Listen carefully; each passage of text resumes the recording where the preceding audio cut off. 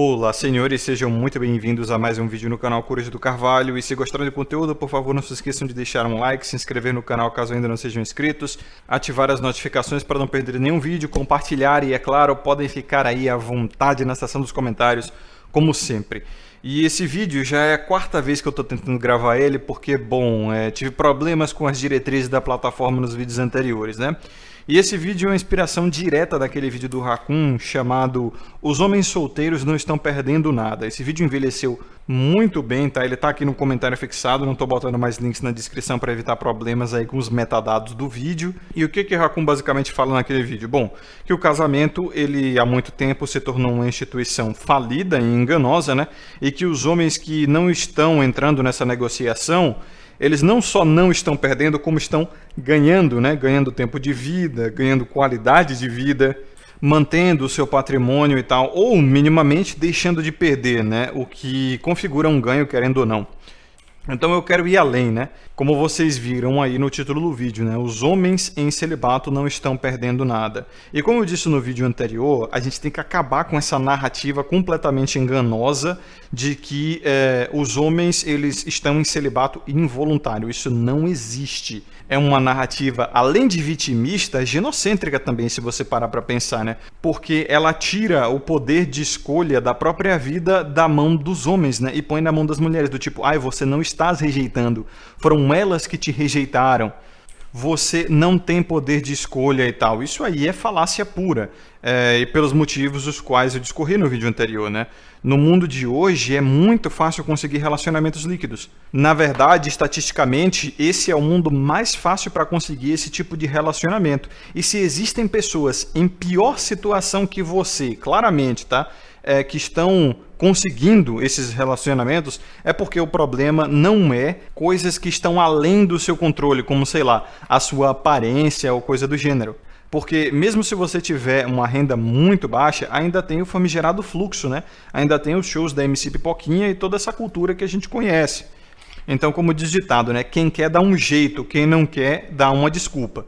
Então, o que acontece de verdade é que o cara cria o próprio celibato porque o sistema de valores dele não coaduna com os preços e com os riscos necessários para ter esse tipo de relacionamento hoje em dia. Então, daí vocês veem como é uma narrativa muito mais coerente e muito mais madura, né? Muito mais adulta mesmo, que traz mais responsabilidade para a vida do cara, do tipo, eu escolhi não fazer parte de uma negociação que é ruim para mim, que eu não acho vantajosa, recompensadora e ponto.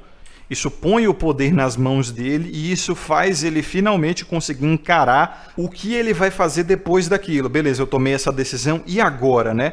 Tenho que tancar a minha decisão. Enquanto o cara que ele fica nessa narrativa do que não, eu fui excomungado, eu fui chutado do mercado de relacionamentos, ele vai agir muito como um rejeitado, né? Tem esse efeito psicológico humano que a pessoa rejeitada, ela tenta provar o seu valor para não se sentir rejeitada. Isso é muito comum em términos, né? A pessoa que termina um relacionamento geralmente deixa no ex-parceiro um sentimento de insuficiência que acaba gerando uma necessidade de se provar ali só para não se sentir rejeitado, né? É isso que eu vejo muito desses caras que têm essa narrativa de celibato involuntário. Eles parecem ser os mais relutantes, cara, os que mais remoem a situação do tipo, ainda quero me provar, ou eles estão só esperando uma oportunidadezinha, né? Uma migalhazinha para voltar para a plantação. Agora, quando o homem sabe e sente que decidiu criar o próprio celibato, aí ele já fica muito mais seguro na sua própria decisão, né? Ele faz as pazes com as próprias escolhas e segue em frente. Então, assim, nesse vídeo, eu não vou falar o óbvio, né? Eu não vou falar a vocês a respeito dos riscos que os relacionamentos casuais hoje estão gerando, né? Riscos biológicos como doenças, riscos sociais, riscos legais. Isso aí todo mundo já está cansado de saber, até porque se você tiver aí meramente alguns meses de comunidade masculina, você já deve ter ouvido a respeito disso pra caramba. E até porque os homens nem se interessam tanto por isso, né? Os riscos nunca foram um grande impeditivo para os homens se relacionarem casualmente. Para o homem, os relacionamentos, sejam casuais ou duradouros, sempre vão valer o preço de qualquer risco, né? É só você ver, por exemplo, a história humana até então. Homens literalmente dão a vida por isso, né? Grandes líderes de nação conseguiam motivar os homens a participarem de guerras que eles mesmos criavam por mais poder, justamente recompensando os homens sobreviventes com algum tipo de validação ou crédito social ali, para fazê-los atrair parceiras. Então, assim, se o homem ele valoriza mais os relacionamentos do que a própria vida, cara, não adianta eu dizer aqui a respeito dos riscos. E tem uma coisa também que eu estou percebendo, é que os caras estão vendo os meus argumentos mais como uma desculpa do que um alerta, né? Quando eu digo aqui, é natural que os homens valorizem mais os relacionamentos do que a própria vida, olha a sua história. Os caras vão usar esses mesmos argumentos contra mim para justificar betagem, para justificar manginagem ou algum tipo de corrida suicida por relacionamentos. Como se fosse uma desculpa mesmo. Eu falei, cara, isso aqui não é um manual, tá? Isso aqui é um alerta. Os caras até vêm com essa, né? Mas Coruja, a validação feminina pro homem é algo de muito valor, cara. Não tem como a gente não se deixar levar e tal. É um determinismo biológico. E aí eu digo, pô, irmão, beleza. É um instinto masculino, um determinismo biológico. A gente tem esses gatilhos mesmo para buscar esse tipo de validação. Mas o que é que te difere de um animal? Não é a capacidade de escolher? Não é você ter controle sobre seus instintos? Então, peraí. Você tá buscando desculpa para betar ou o quê? Tipo, eu é que não vou ficar fazendo policiamento anti-betagem de marmanjo na androsfera, né, irmão? Pelo amor de Deus, ouvinte. Eu tenho mais o que fazer. Mas fica o questionamento aí para vocês, né? Parece que a comunidade masculina faz um esforço para entender as coisas erradas ou mesmo para justificar a própria escravidão, sei lá. Os caras ficam nessa do tipo, não, é um determinismo biológico, logo eu não consigo, nem posso e nem deveria controlar. Apenas aceite. E, mano, isso é meio que narrativa de escravo, né? Se a gente for pro lado filosófico da coisa, falar do real determinismo filosófico, a gente vai ver aquela máxima, né? O homem é determinado e livre, de tal forma que ele não pode escolher não ser livre. Porém, ele é determinado pelos próprios desejos. E a forma mais chula de escravidão é a escravidão das paixões, né? Como diria o próprio Epicuro, como diriam os gregos, né? Principalmente os epicuristas estoicos. Então, se a gente partir de uma visão materialista da liberdade, a gente vai cair em Schopenhauer, a gente vai cair em Nietzsche, a gente vai cair nesses filósofos mais modernos que vão falar que a liberdade é realmente se reinventar, né? Principalmente a partir dos moldes sociais.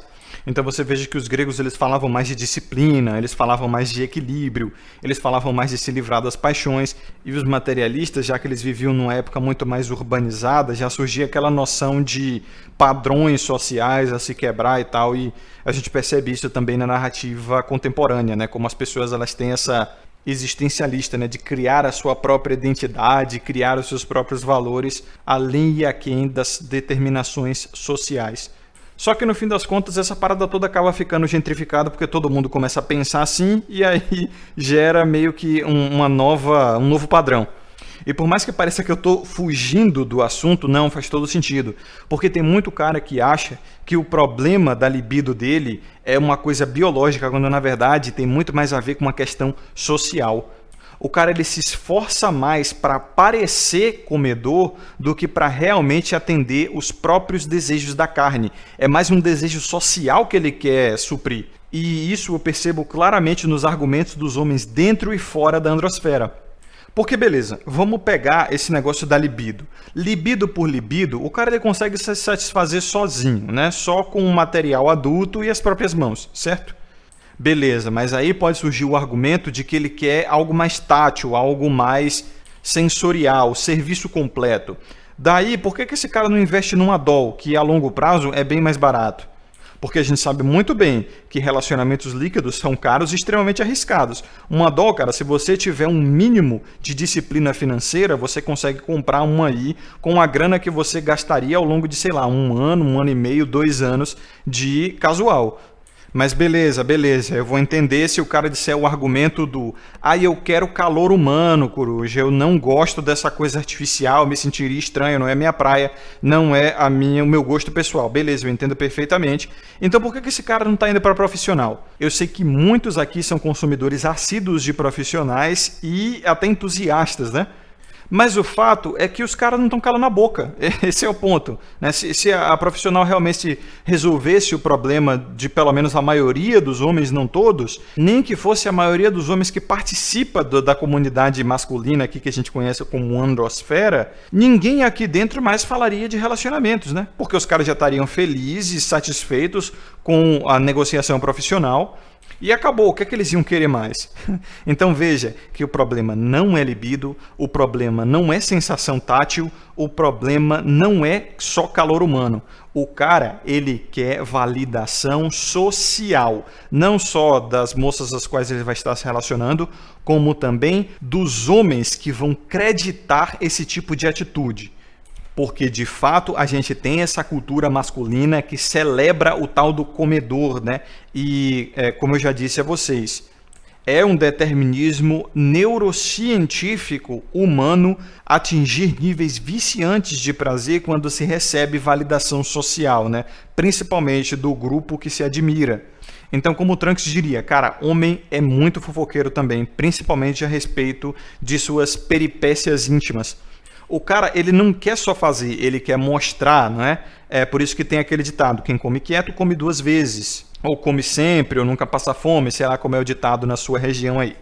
Então, quando vem essa narrativa do cara que se acha celibatário involuntário, dizendo que, não, você ainda é celibatário involuntário se você faz a negociação profissional. Cara, quem é que decide isso? Aonde que está escrito? Quem é que determinou isso? Aí o cara vai dizer, não, é a sociedade, é o grupo, nós mesmos aqui que decidimos. Então, você percebe que o que ele está atrás é de uma validação social. Não é a validação íntima dele, né? Não é o prazer que ele vai receber no ato. É como ele vai mostrar isso para o grupo.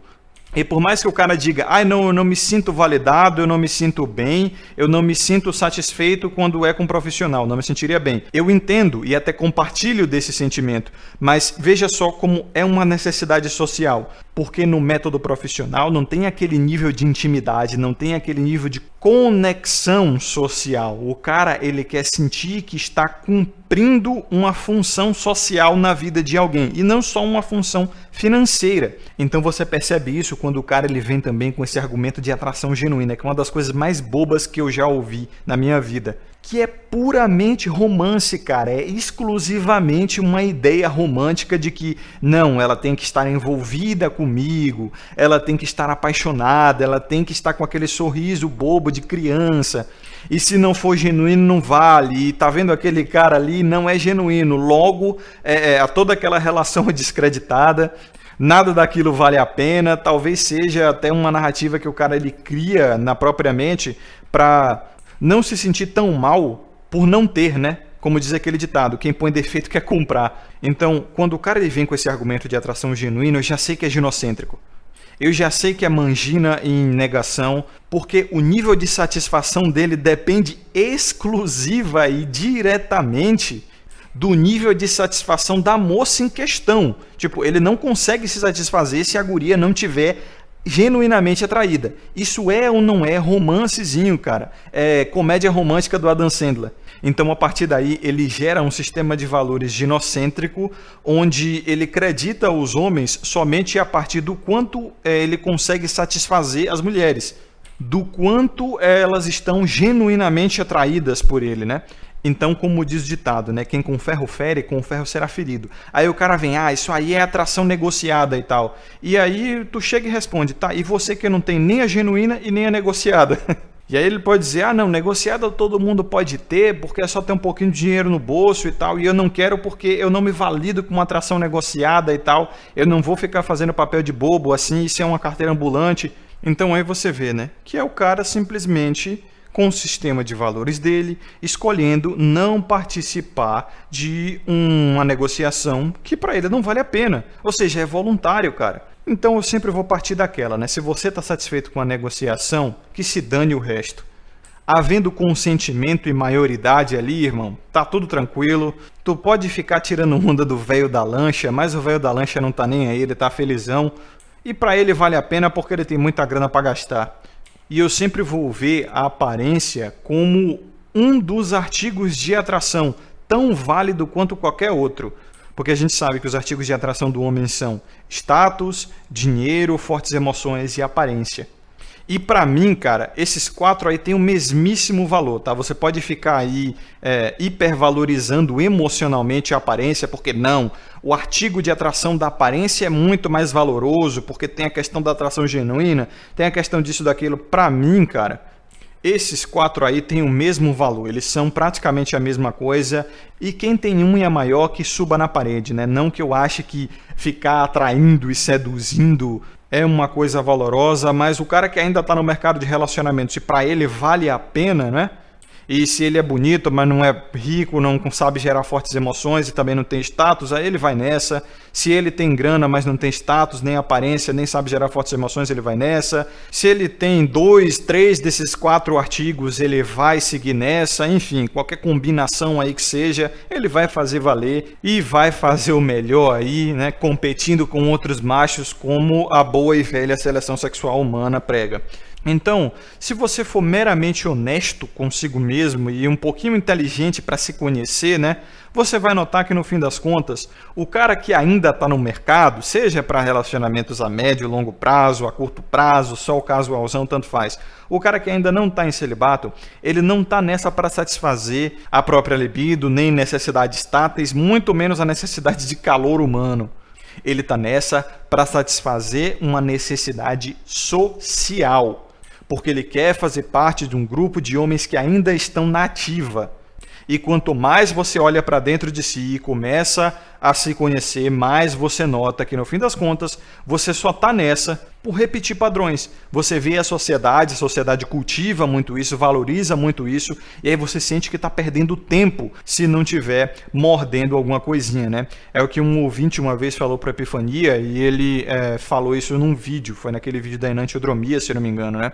Que era um cara jovem, assim, que estava querendo sair da degeneração, estava querendo sair dessa coisa de balada e bebedeira e tal, porque ele tem uma criação católica, e ao mesmo tempo, quando ele conseguia ficar assim umas semanas sem ir para esses ambientes, sem fazer nada, ele via os seus amigos, né, postando fotos e bumerangues e rios e não sei o que no Instagram, e via nas redes sociais em geral, amigos dele nessas farras, etc. Ele sentia que estava perdendo alguma coisa, que estava perdendo tempo, que estava perdendo a juventude.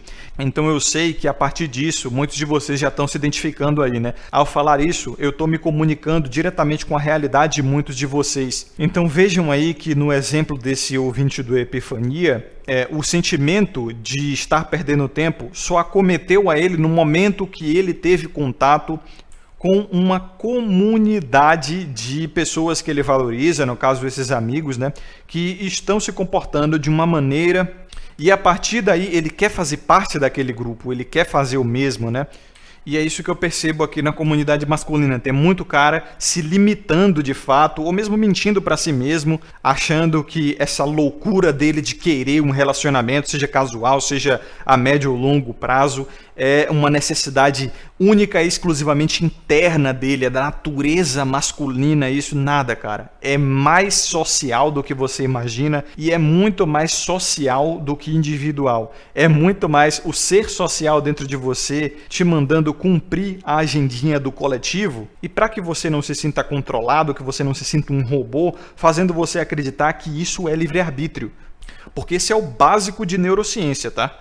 O que a gente acha que é a nossa liberdade, o nosso livre-arbítrio, a nossa própria governabilidade, é, na verdade, uma cacetada de referências, de bagagens psicológicas e emocionais e sociais que a gente vem sofrendo ao longo do nosso desenvolvimento.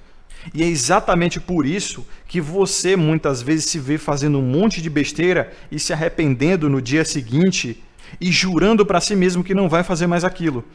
Do tipo, ai, nunca mais eu vou beber, nunca mais eu vou beber. Por que eu fiz isso, cara? Por que eu gastei tanto naquela festa? Por que eu fui brigar na balada? Ou sei lá. E é por isso que eu digo, né, mano? A própria consciência humana, ela é um golpe. E ela precisa te convencer de que você tá no controle justamente por seleção natural, tá? Os seres humanos que se convenceram disso sobreviveram mais. E é por isso que nós temos ciência e os animais não. É por isso que nós somos o Homo sapiens sapiens, né? O homem que sabe que sabe.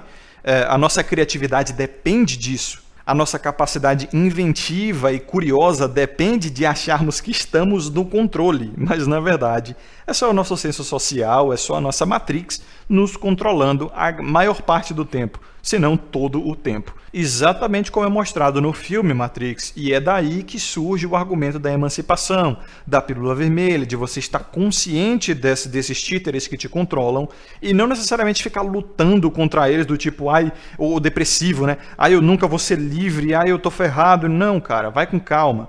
Você tem que fazer as pazes com a sua Matrix, com o seu robozinho aí e, como diria Epicuro, né? Usar os seus desejos e não deixar que eles te usem. E o processo para isso é uma jornada, tá? Não é nenhuma coisa que você vai aprender assim fazendo projeciologia, meditação ativa. Não, cara, é uma cacetada de coisas. É um conjunto de aprendizados que você vai ter que ter e várias coisas que você vai ter que fazer. E é uma jornada mesmo, como se fosse uma odisseia, uma jornada do herói, né? Mostrada, inclusive, no filme pelo Neo. O cara que se descobre, ele sai da Matrix, ele faz um monte de coisa e a partir daí ele começa a manipular sua Matrix. Pô, aquele filme é incrível, cara. Ele é uma metáfora, assim, incrível sobre emancipação, sobre autocontrole e principalmente sobre o despertar masculino, né? A jornada do homem em geral. Então, assim, quando a gente para observar isso, meu irmão, o homem que ele está em celibato, e é claro, todo celibato é voluntário, não existe celibato involuntário, mano, ele não está perdendo nada. Ele não está perdendo literalmente nada, muito pelo contrário, ele tá ganhando. Nesse caso, deixando de perder, né? Que no fim das contas é um ganho. Pense a grana que você deixou de perder. Pense os riscos que você deixou de correr. Eu sei que é difícil a gente ficar nessa abstração, né? Porque você meio que teria que ficar pensando no pior. E a mente humana ela não funciona assim. A mente humana não evoluiu para pensar no que deixou de perder, mas sim no que deixou de ganhar. Isso, é claro, faz parte da seleção natural, isso faz parte da evolução, né? Os seres humanos que pensaram assim evoluíram mais, porque eles foram mais ambiciosos, eles correram mais atrás e tal. E, novamente, eu não estou usando isso como desculpa, não, tá? Para você aí chegar para mim em alguma rede social e falar: ah, mas Coruja, você falou que isso é natural e por isso temos que obedecer à natureza. Pô, ouvinte, pelo amor de Deus, né? Tem um pouquinho de bom senso. Mas pare para pensar, né? Faça pelo menos um exercício assim.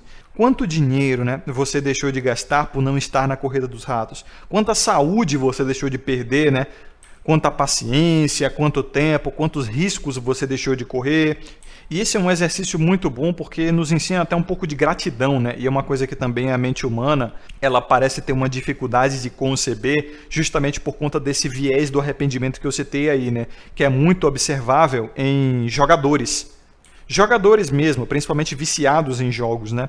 Jogos de azar, do cara que quando ele sai do jogo, ele não pensa o quanto ele deixou de perder ali naquele jogo. Ele pensa no quanto ele deixou de ganhar. E é desses gatilhos mentais que cassinos se valem, né? Para manter os caras jogando cada vez mais e mais viciados. Inclusive com essa ascensão de cassinos online aí, tomem cuidado com essa parada. E tem também aquela falácia do investimento irreversível, né? Que é muito comum na mente do apostador. O cara, ele tipo, perdeu 100 conto na aposta. E aí por perder 100 prata, ele não pensa assim, vou sair agora e eu perco só 100 e não 150, 200. Ele pensa, não, eu vou jogar de novo porque se eu ganhar 100, eu vou recuperar o meu dinheiro. Se eu ganhar 150, eu vou recuperar o 100 e sair com 50 de lucro. E sabendo disso, óbvio que os cassinos e casas de jogos vão usar isso contra o jogador. Esses caras são espertos. É como diz o ditado, né? A casa sempre ganha. E falando de relacionamentos, é como um mercado e é como um jogo, não é? Assim como cassinos. A gente sabe muito bem, não é à toa que a gente chama o mercado de relacionamentos, o jogo dos relacionamentos e tal. E assim como no mercado, a empresa que está vendendo o produto sempre vence. E num jogo, a casa sempre vence. E como nós vivemos num sistema ginocêntrico, nessa analogia aí dos relacionamentos, quem é a empresa? Quem é a casa? Certamente que não é você, né, irmão? Você é o consumidor, você é o jogador. Então, senhores, o vídeo fica por aqui. Espero que tenham absorvido a mensagem. Vejo vocês no próximo vídeo. Saúde, sabedoria e consciência sempre a vocês que acompanharam até aqui. Forte abraço, aqui é o Coruja e até mais.